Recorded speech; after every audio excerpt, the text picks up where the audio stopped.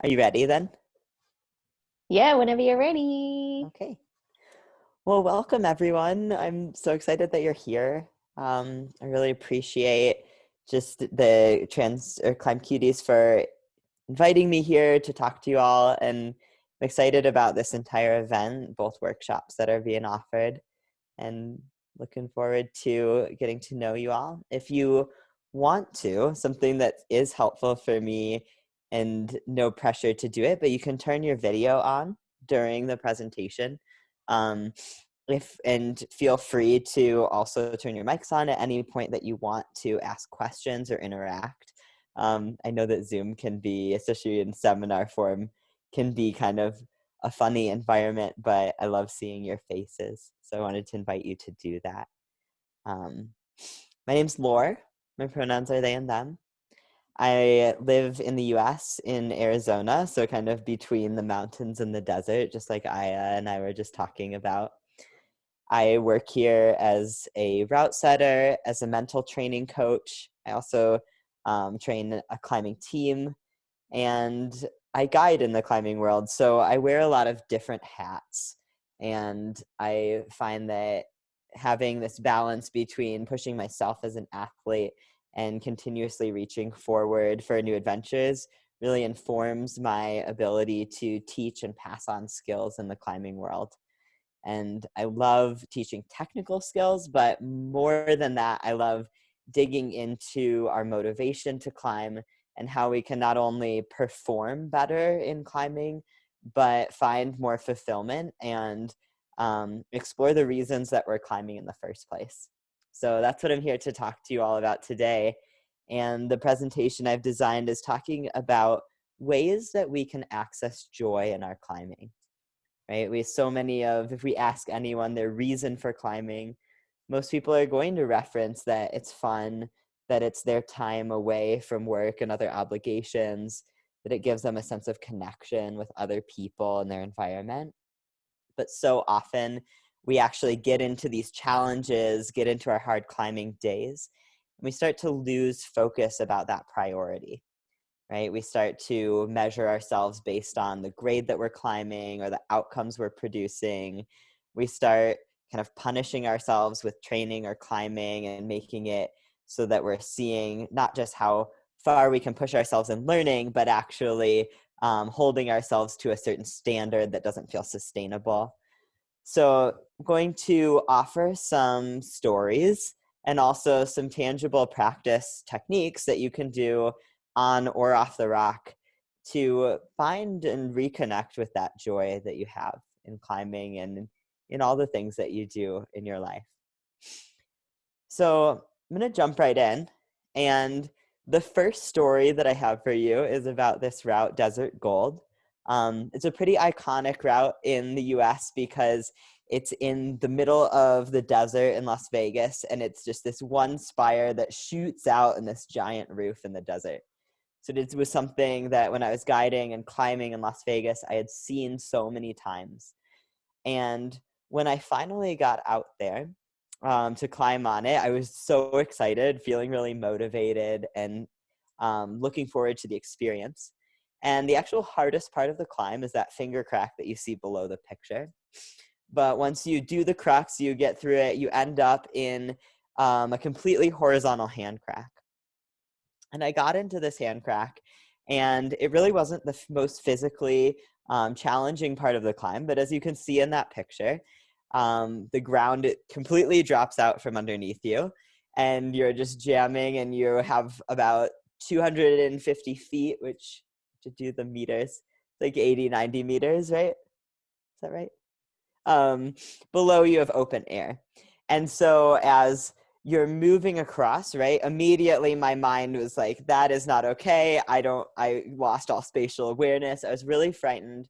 And my first instinct was just, even though I'd done this hard climbing before, was just to take and reset, right? I didn't really want to be there. I felt very disoriented. And in that moment, I started to identify some of the things that I could focus on to ground me, right? Paying attention to the feeling of my hands and feet in contact with the rock realizing that I wasn't just hanging out in space alone. I was paying attention to what I was looking at, right? If I'm looking at the ground and paying attention to that exposure, I'm going to feel very much like I can't engage with the challenge. If I'm looking at the rocket, what I'm doing, much more engaged with my body. I'm paying attention to my breathing and what it felt like to be in that space.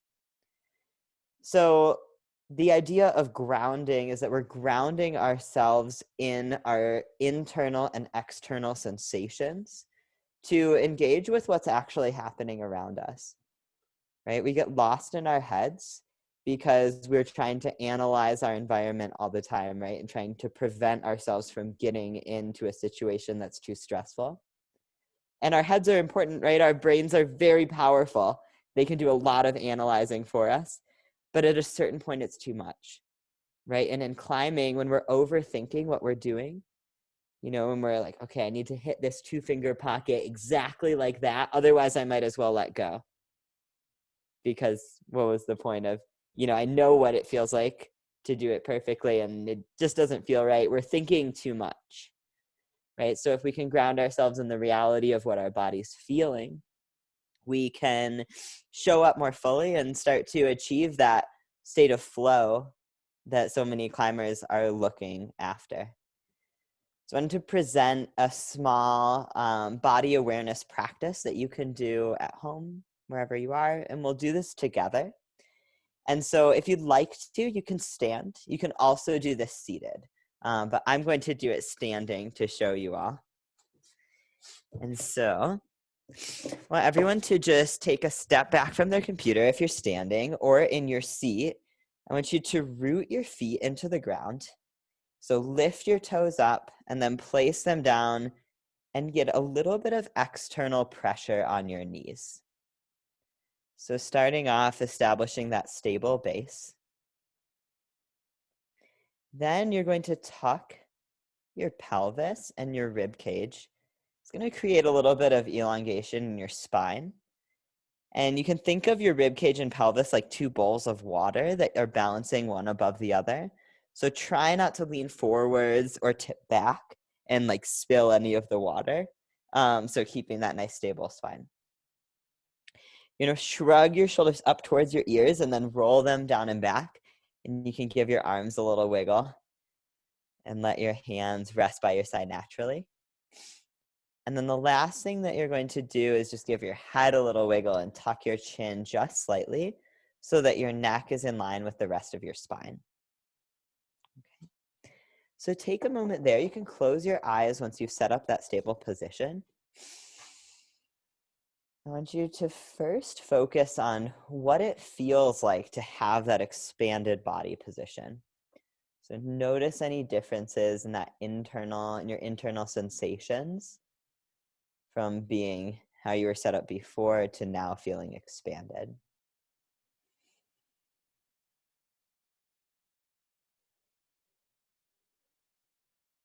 You can take another breath and see if you can intentionally relax into that position of that expanded posture. So you might have been holding a little tension, trying to stay upright perfectly. See if you can let that extra tension go while still maintaining that posture.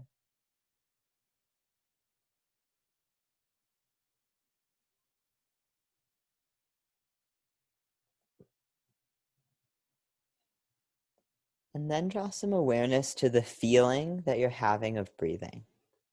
So the air coming in and out of your nose, or the feeling of your chest rising and falling.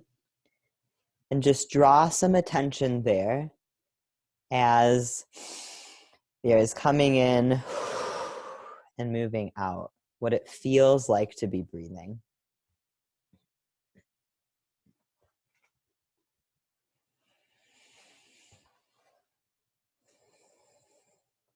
So we've set up that internal focus, drawing some internal awareness. We're going to now ground ourselves in the external awareness, so what we can feel, hear, and see.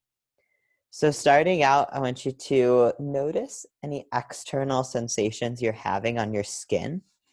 So maybe the temperature of the room, if there's any air blowing in or out, or the feeling of your clothes on your skin.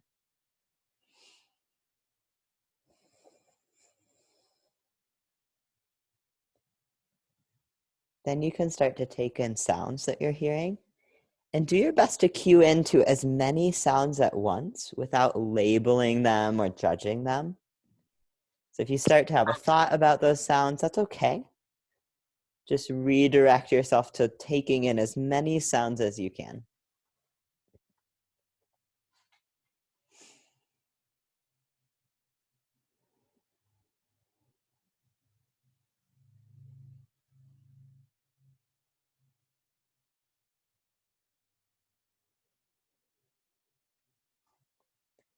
And then finally, in a moment, we're going to open our eyes. But before we do that, you bring your hands out in front of your face. So your arms are extended, hands are out facing each other in front of your face.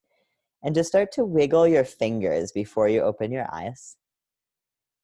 And then you can open your eyes now and start to wiggle your fingers apart, keeping your eyes focused on both hands and everything in the middle until you get to the point where you can't see both hands. And then you can lower your hands down. So take a moment there to take in those 3 internal sensations, right? Expanded posture, relaxation, and breathing. And the 3 external sensations, what you can feel, hear, and see.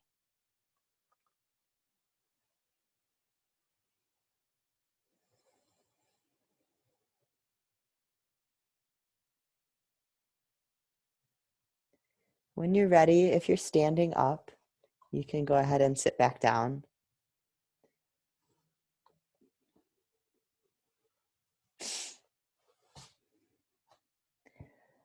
So a very simple grounding practice, right, that you can do at home. You can do it before you climb. But ultimately, we're practicing this ability to bring attention to our somatic body.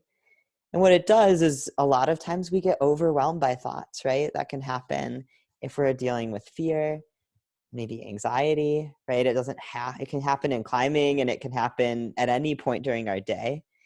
There's always a chance to check in back with your body and that contact, right, with the earth, with the rock, whatever you're interacting with. So practicing this before you climb can really help inform the way that you ground yourself in your somatic sensations when you're climbing. And we know what it feels like to be connected with our bodies when we're climbing, right? It's a very joyful experience. So the more that we practice, the more that we get to be in that experience. Okay. We can go on to the next slide. Did anyone have any questions before I go on to our next? If you do have questions that you don't want to turn your video or your mic on for, you can always just throw them in the chat, and maybe Rai or Aya, if you see them in the chat, just let me know, okay? And so this next picture is a picture of the route All Systems Go. It's in Sedona, which is pretty much in my backyard in Arizona here. So it's a snapshot of the place that I live. And All Systems Go was a very old aid line. And people had climbed it, and there were several different people in Arizona who had tried to free climb it. And there was a lot of psych for this route over the years. And it had become a little bit of, we use the term like a boys club in Arizona. It means that there was a little bit of ego around this route because so many people had tried and not done it. And when I decided to give it a go, I was super intimidated, right? Because there was all this kind of folklore around the route. And more than that, because I was already in a position where I felt kind of othered from my community, right? I already stood out when I walked into a room, and I really didn't want to attract attention to myself at all, and especially not negative attention, right? And so you can go on to the next slide. Um, and so this is a close-up of the route, really cool finger crack. But this slide is all about practicing defenselessness, because when I was in the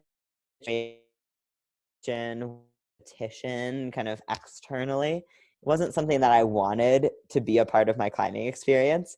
I just wanted to go out and try something that I knew was going to be a big challenge for myself. But I really had to reflect throughout the process on what was coming up inside of me and how much I felt I needed to protect myself when I was going climbing. Right? If I show up at the base of a rock climb and I already feel unsafe because of the different factors that are coming in from my community, that's a huge barrier to joy, right? I don't get to go up there and just enjoy what I'm doing. And so this frame on defenselessness, what I'm going to present, is important because it's a little bit different from how you might view defenselessness at face value, right? We tend to think of defenselessness as like a little puppy that like runs up and then it like rolls over on its back and it's just like, pet me, and it has no boundaries. And that's not the type of defenselessness that I'm talking about in this situation. What I'm talking about is monitoring our body for tension and how we're guarding and protecting ourselves from external threats that might not actually be survival threats.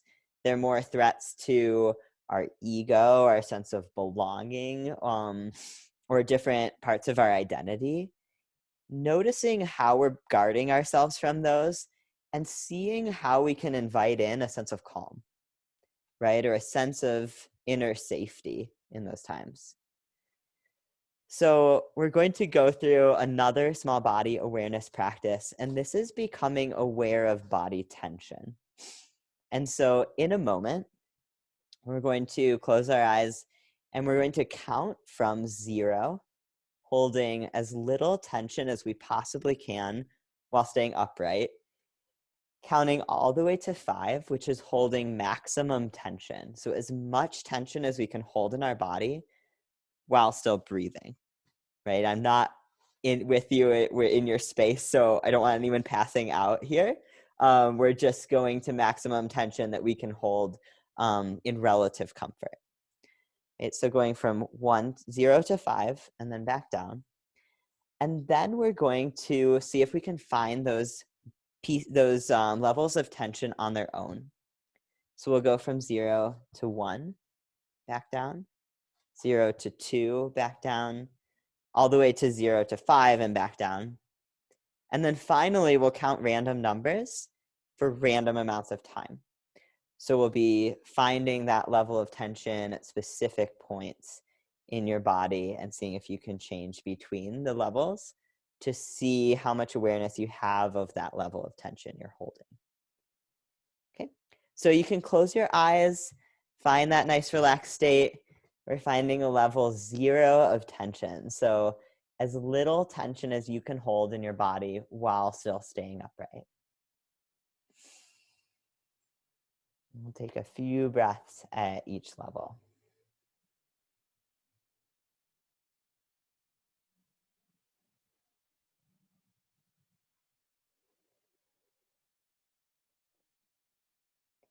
Increase the tension you're holding to a 1. So subtle full body tension.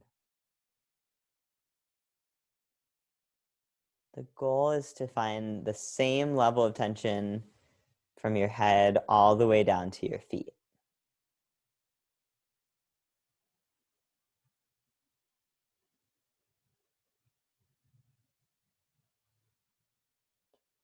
Increase that level to a 2.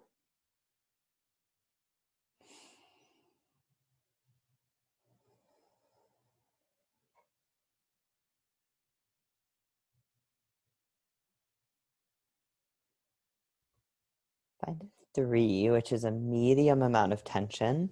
So really starting to engage like the backs of your arms, your legs, your core, maybe even your face a little bit, making sure that you're still breathing as you're going through this.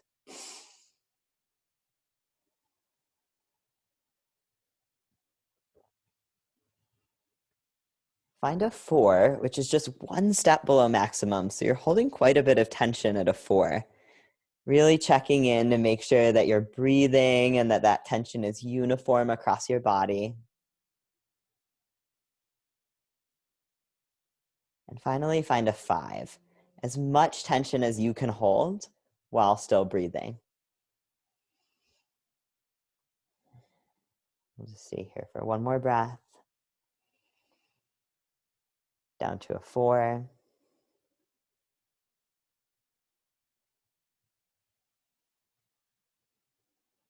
A 3. 2. 1. Just a little bit of tension. And 0. Keep your eyes closed. We'll just take 1 or 2 breaths here, and then we'll be counting up to that specific number and back down to 0. So starting at 0, find that 1 subtle tension.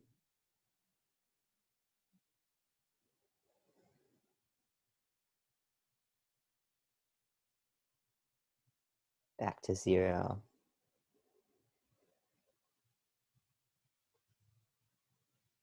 Find a 2.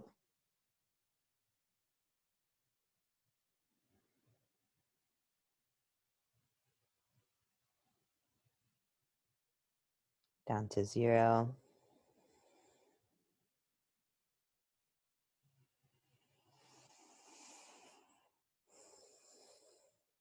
Find a 3, that medium amount of tension, checking in to see if you're holding it through your whole body and if you're breathing.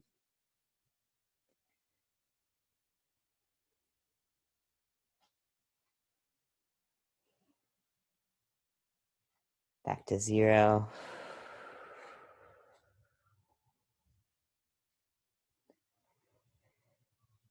Find a 4. This is 1 level below maximum, so it's quite a bit of tension across your whole body. Might be hard to breathe here, so just emphasize that breath.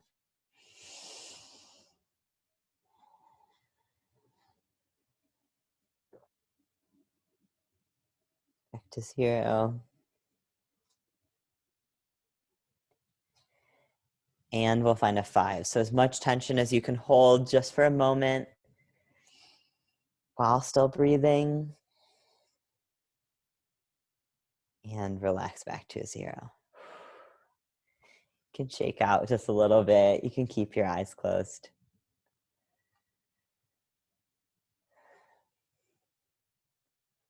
And now we're going to go from 0 through a few random numbers. And at the end, I'll turn it over to you and let you guide yourself through a few numbers on your own. So let's start out still at a 0. Find a 3.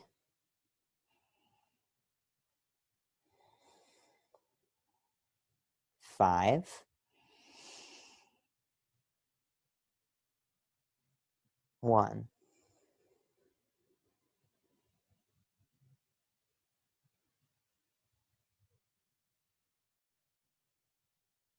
2. 0. Take yourself through 3 or 4 more numbers of that tension, and then when you're ready, return back to 0, and then you can open your eyes again.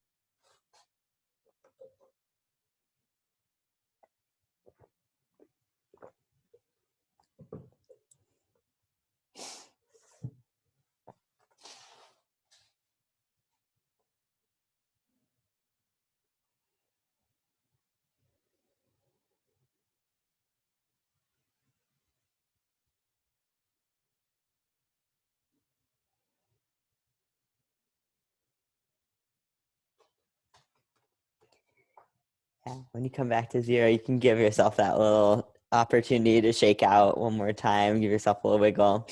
You might be feeling kind of warm, right? Going up in that, those high amounts of tension can actually create a lot of body heat. So something to pay attention to. So an important reason that we're checking in with body tension, right, why we went through that whole drill, is that body tension exists on a large spectrum, right? Everything from complete comfort zone, totally relaxed, to really intense panic where it doesn't feel safe to be in our bodies. And being aware of that spectrum of tension can help us become more in tune with what's going on in our environment and how we're feeling. Right, there were so many times this route has some pretty extreme exposure. Like that's one of the really special things is you can see in the pictures it's pretty steep. There were some big fall, but there was some big fall potential on it, and there were times when most scared that I was on the route were times when I was standing on the ground thinking about the other people and what the consequences would be for me climbing on this route that they wanted to do first. Or there was specific times when I didn't really feel like I was allowed there. And I remember one of the biggest parts for me of sending this route was being able to be at the anchor and feel a release, right, of that defense that I was holding. And I actually started crying at the anchor, which for me, I'm a pretty giggly person. And I usually laugh when I clip chains. So the fact that I was crying, this big release, I let go of that armor I was holding on to. And I realized that it had been getting in the way of me being able to enjoy climbing on this really special route. And so it's a lesson that I've learned is standing at the base, checking in with that level of defensiveness that I have and that fear and letting go of it just a little bit in order to be able to really engage and commit and bring myself to a rock climb, and think a little bit less about that fear of conflict, which can be really real for us. So you can go on to the next slide. Again, if you end up having questions while we're talking, feel free to throw them in the comments. So this picture here is a route called Pyromaniac in the Needles in California. The Needles are an insane place to climb because it's a really close to an Air Force base. And so they do drills at the Needles where fighter jets fly right through that notch right next to you as you're climbing. They're really loud and they create a lot of wind. So it can, in addition to the routes being pretty thin and exposed, there's also this element of other aspects of kind of not necessarily real threats, but things going on in your environment that can be very distracting. So Pyromaniac was a route that I had looked at and written off as as something that I would be willing to climb because it had some pretty thin gear and some pretty significant runouts. And on the first day that I went out there, I top roped the route and I just looked at the gear and I just said, no way. I was like, I'm just not going to lead this. Be fun to top rope it and then I'll move on. Right. And you have to walk past this route every day. It's right off the trail, right next to, right on the way to everything else that you climb there. So every day I would walk past and kind of look up and be like, man, it would be so great to lead that route, but it's such a bummer that it's not within my wheelhouse, right? That it's not within my skill set for dealing with risk. And so, about a week of this goes on and I start to wonder why I'm approaching this with an all or nothing attitude, right? Like it's either safe or it's not. I haven't really considered this opportunity of leaning in, but within my boundaries. Right. And so in the end, my approach to this route, I actually went down, I rappelled in from the top. And the first time that I led it, I pre-placed all of the gear and I extended things so I could clip it whenever I wanted to. And it was super messy looking, right? Like anyone that was a traditionalist would look at this attempt and that I gave to the route with all this gear hanging off of it and say, that's terrible style. And it might have been, but honestly, when I went up there, that was about as much risk that time as I was willing to put in, right? I was very scared and it meant a lot to me to find that small way to engage. So the next time I went up, I took off some of the slings. So I couldn't clip literally anywhere. I had to make some moves between pieces, and there were times when I was even at taking some fall risk, right?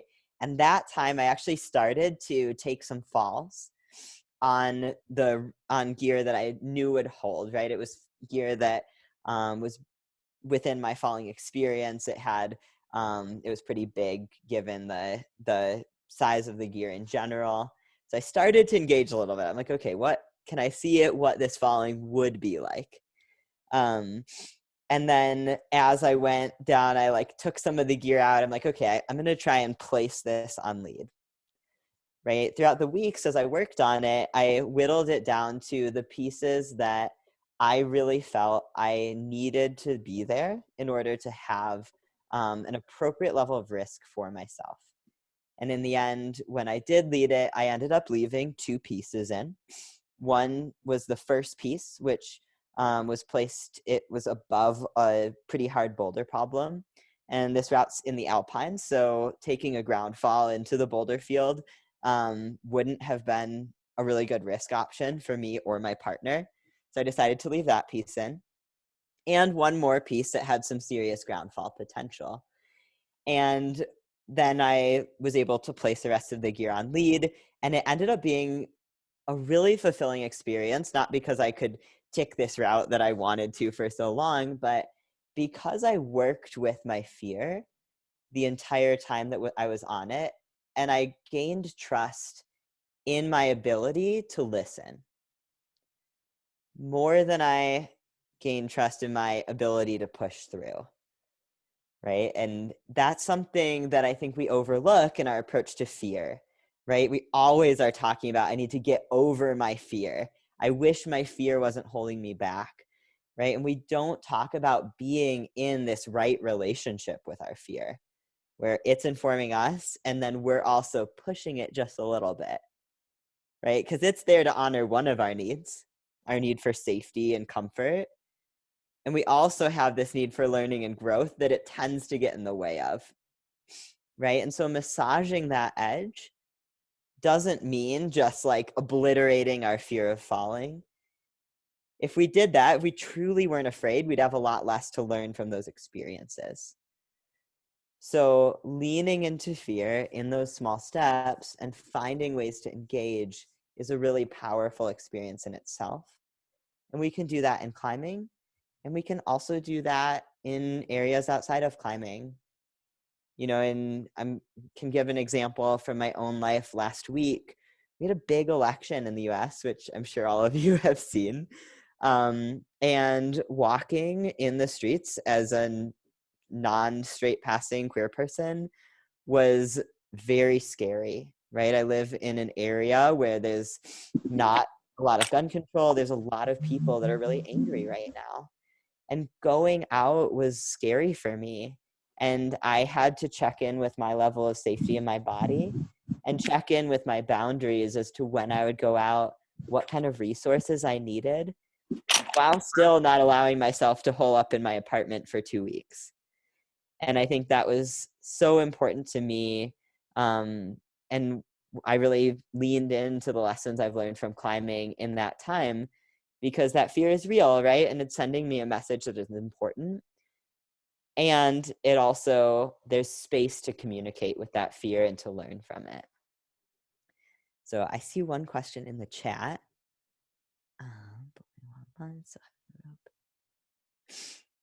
Oh yeah, the bouldering wall when you're back, right? Especially after this big break. So the question is, if you all can probably read it in the chat, but is it's that they felt terrified their first time on a bouldering wall after such a long break without a rope. And they felt that they needed to stop before completing the boulder and climb down because they were too afraid. Right? And that's so common, especially after a break, right? When we are falling experience, right, informs our decisions and our sense of safety on the wall.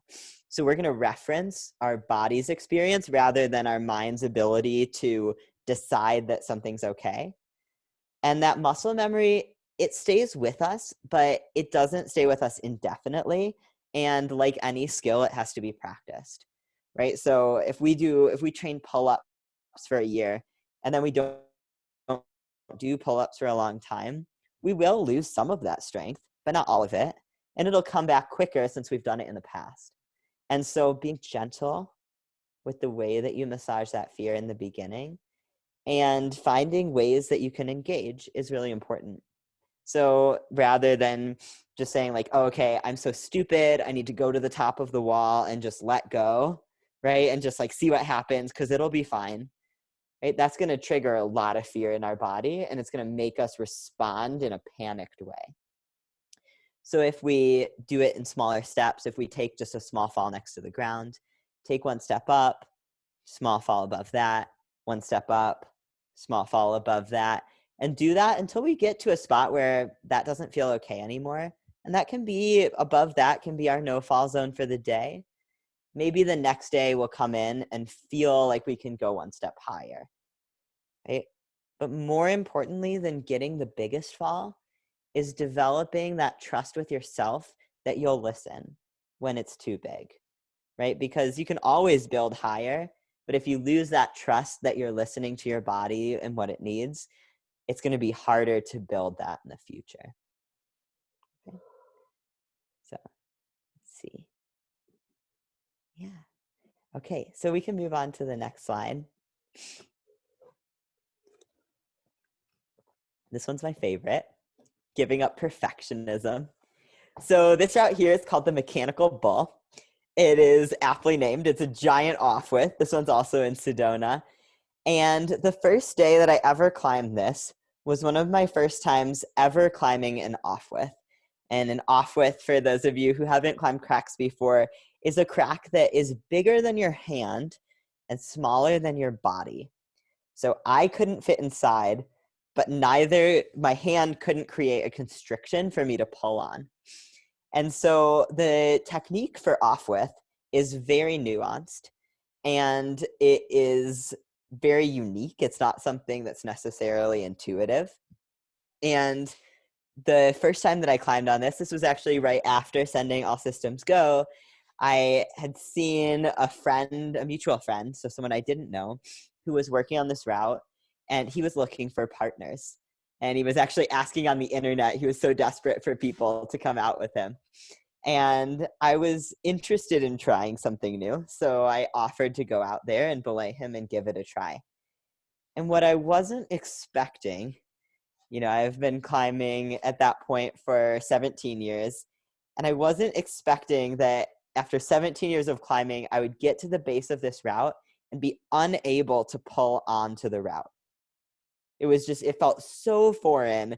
It wasn't that, oh, this route was hard for me or I was falling off. It was that I literally couldn't get myself off of the ground after 2 hours of trying. And I was standing on that ledge. You can see it in the left picture. There's a ledge that kind of starts off the crack system. And I was standing there and I remember just wanting to stop. I just didn't want to be there feeling like a failure. And it really made me think about the reasons that I think I belong in the climbing world, right? This idea that we have to earn our space. And that's so huge, right, in the LGBT community, that we're allowed to exist in a space if we're the best, right? Or we can make up for feeling like we don't belong by somehow rising to the top and having our skills make us stand out, right? I work on a crisis hotline with youth, and almost every week I have these are specifically for queer youth, and I have a kid reach out who says, I failed an assignment and school or sports or something is the only way that I can feel good about myself is when I'm achieving there. And having that requirement for us to be able to access joy, right? For us to be able to show up is so limiting, right? It really makes it so that everything we do feels like it's not enough, because we're not perfect humans, right? Like, even if we're pushing ourselves and climbing, we're improving all the time, there's always going to be somewhere further to go. And showing up at the base of a climb or a boulder problem and not being able to pull off the ground is such an awesome opportunity, because there's so much to learn there.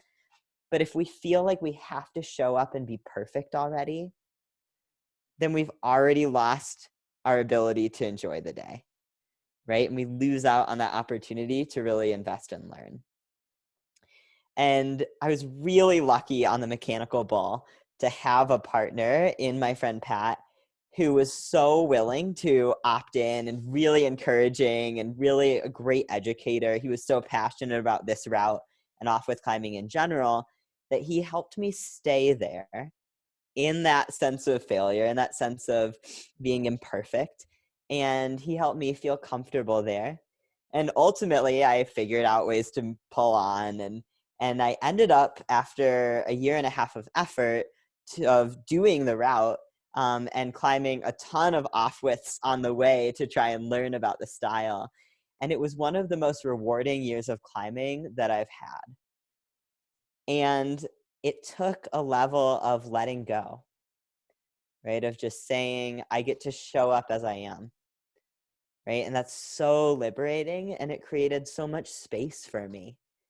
And so reflecting on that in your own lives, right? In your own climbing, maybe, it can look like so many different drills that you can work on, right? It can be climbing. If you're a slow, controlled climber, a lot of us are, we like that sense of control.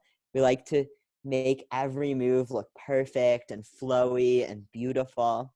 And that's okay. But try climbing too fast sometimes, right? Try like racing up the wall and see what it's like to be messy, right? And see how it's still fun, right? Sometimes it's more fun.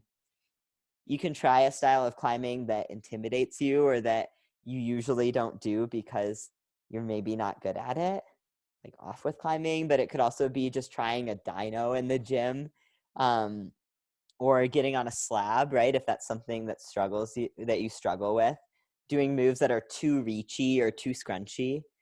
They're all really special ways to just probe into that idea of letting our climbing be a space where we can experiment.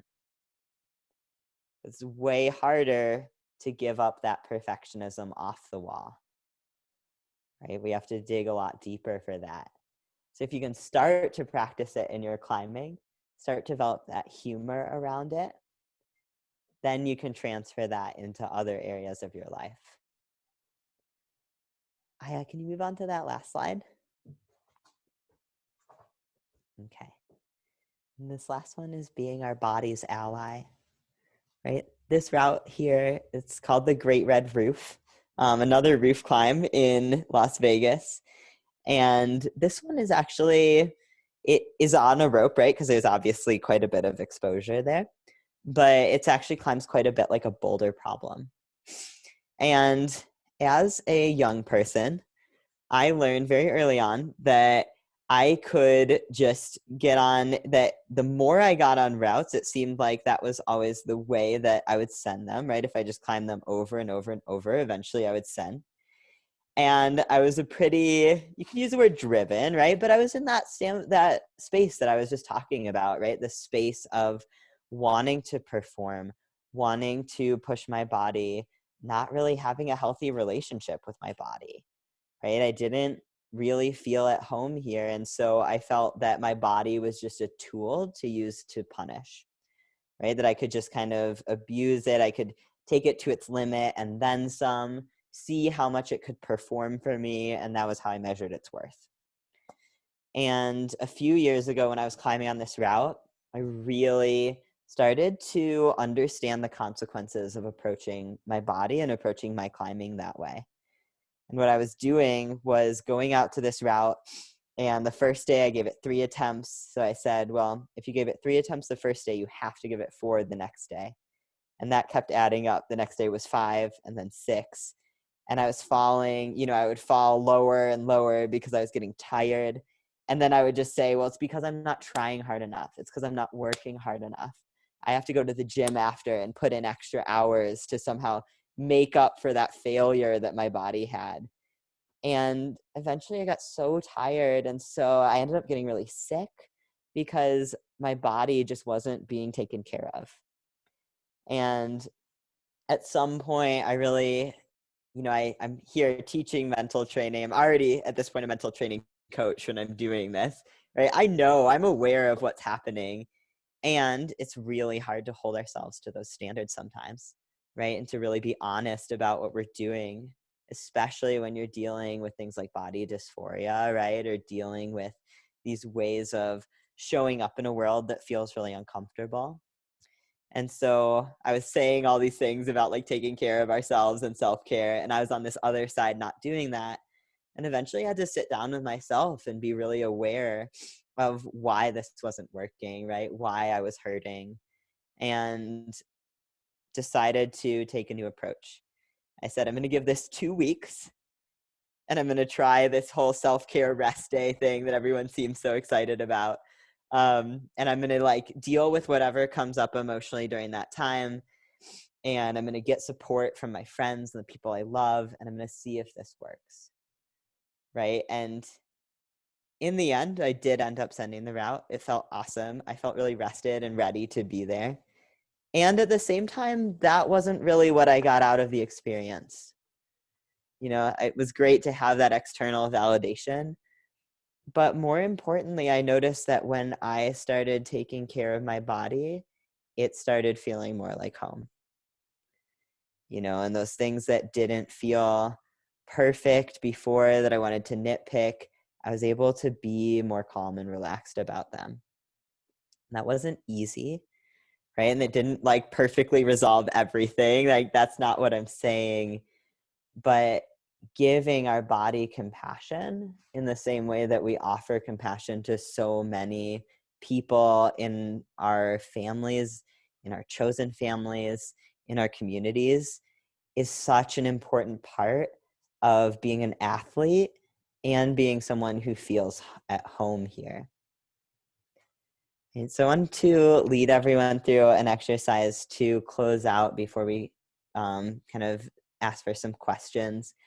This is a really basic self-compassion exercise. And it's checking in with this difference between thinking about self-compassion, thinking about being like nice to ourselves or saying nice things. This difference of offering it more on a body level. So seeing if we can feel compassion internally. Okay. So I'm going to invite you to close your eyes. And we're going to start out just relaxing your shoulders and focusing on breathing for a few breaths.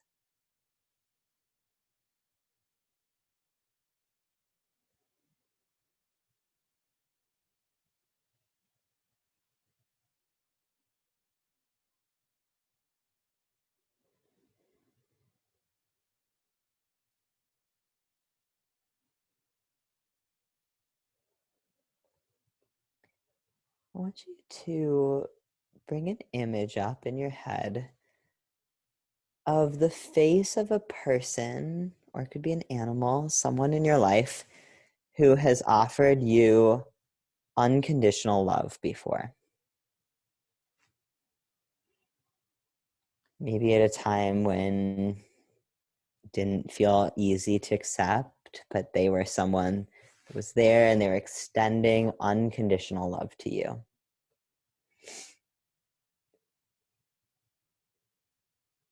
Specifically, picture their eyes. And this can be maybe a real person. You don't have to have met them, but someone in the world that you've experienced unconditional love from.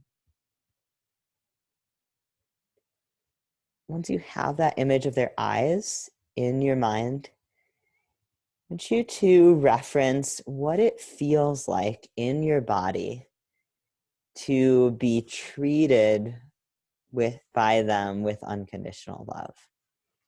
Does it feel like to be held by them, to be witnessed by them,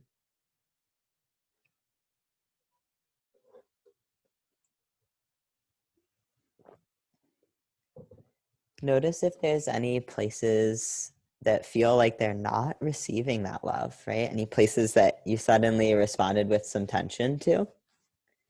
And see if you can check in with those areas and offer compassion there. Soften those areas a little bit.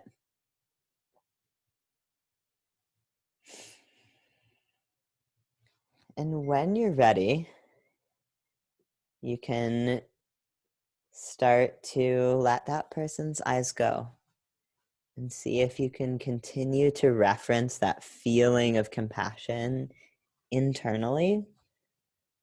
So you're offering it to yourself now.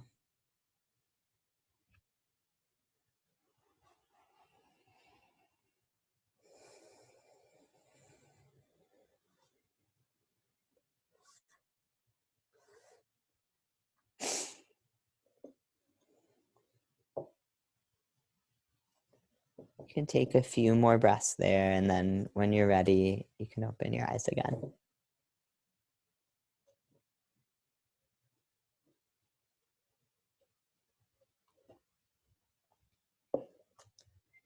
This practice can feel like almost too simple. You know, it's like, okay, so I just sit here in my chair and I offer myself compassion. That sounds almost like goofy or not worth it. But when we really do that on a day by day basis, right? When we offer that compassion, it's something I do every morning. I actually lay on the ground when I do this. It's like, as far as grounding practices go, I like get up out of bed, do a little body awareness thing, and then I just lay myself down on the ground again, and I check in, right? And I offer that compassion. And I do it again before I go to bed. And part of that experience, right, is telling myself that I'm safe here, right? I'm safe with myself. And over time, maybe in the beginning, it feels a little robotic. Maybe we have some resistance to it or it feels funny. Over time, we start believing it, right? And we start to really be able to embody that compassion. It's something to reflect on, you know, if the way that we talk or treat our bodies or ourselves in general, right? If someone else in our life was treating us that way, we probably wouldn't keep them around, right? If someone was saying the things about our bodies or about our just our interactions or ourselves up on the wall, like fear of falling is a great example. If we had a belayer that when we got up to the bolt and we said, hey, I'm feeling a little scared there. If they're like, why are you scared? That's so stupid. The fall there's totally fine. Just take it. Right? If our belayer said that to us, like we say to ourselves in our head, we probably wouldn't trust them to hold the rope for us again. And so the self-compassion exercise, it's really related to the way that we show up in fear, the way that we show up in challenges, right? In stress. If we're telling ourselves, hey, I'm with you, I'm your ally, right? We're more likely to be able to show up and feel resourced because some of those resources are coming in from internal sources. So just wanted to conclude this presentation and then we'll ask for some questions. But, you know, the reason that I'm digging into this topic, right, accessing joy, is that, like I said in the beginning, it's such a huge part of why we're here for climbing in the first place, right? And specifically in the queer community and in allied communities, right? One of the things that is so radical is saying that I'm allowed in this body and this as this person, I'm allowed to go out and be joyful and find these spaces to be free inside of myself, right? And that's something that we have this amazing tool of climbing to use to do, right? And so want to just invite you to reflect on ways to use your climbing for that purpose and to ask for support in doing that and to reflect on ways that you can add those little bits of joy into every day. Awesome.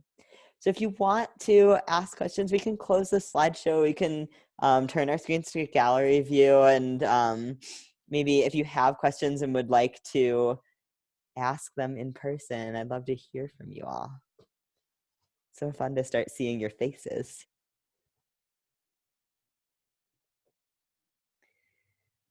You can offer comments too, or I definitely wanted to say thank you for that. I found it all very encouraging and good chance to kind of step back and assess some of the internal and external things. So Zaya.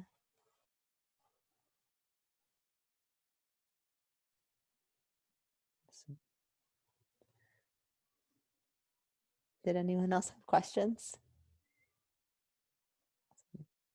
It's okay if you don't, right? I think if you do, right, I know there's a lot to process. We brought up a lot. I know this will be recorded. And if you end up having questions down the road, I think, Rai, are you able to share my email with everyone when you share the recording? Yeah, for sure. I'll do that. Awesome. So you can reach out, right? I love to talk about this, to talk about resources. Some of the other places you can find me, right? You can find me just my name. It's Lore Sabourin. It's spelled a little funny, but I think that if you just do Lore and S-A-B, it comes up usually, especially in the climbing world. So that's where I am on Instagram. I'm also easy to find through the Rock Warriors way. And I do a lot of one-on-one coaching.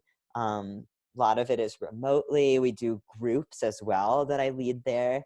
And so those are awesome ways to get involved more with mental training and learn more about the resources that we have available for that. So, but even if you just want to reach out with a little personal message, I love hearing from you, and it would mean a lot to me. So.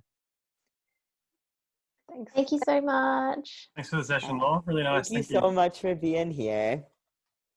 Take care. Thank Have a you. beautiful Saturday. Thank you. Bye.